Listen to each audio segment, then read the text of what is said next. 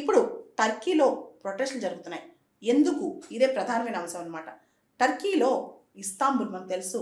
Istanbul mayor ఎక్రమ్ ఇమమోగ్లు మీద corruption charges పెట్టారు. Money laundering charges పెట్టారు.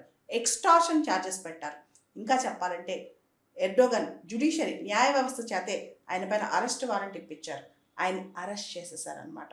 ఆయనకున్న మామూలుగా టర్కీ ప్రెసిడెంట్ అవ్వాలంటే అండర్ గ్రాడ్యుయేట్ డిగ్రీ ఉండాలి.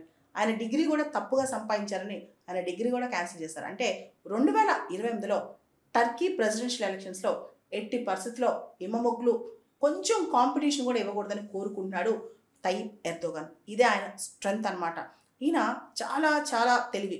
మిలిటరీ తన చేతిలో తీసుకున్నారు, టర్కీలో జ్యుడిషియరీ తన చేతిలో తీసుకున్నారు, పార్లమెంట్ తన చేతిలో తీసుకున్నారు.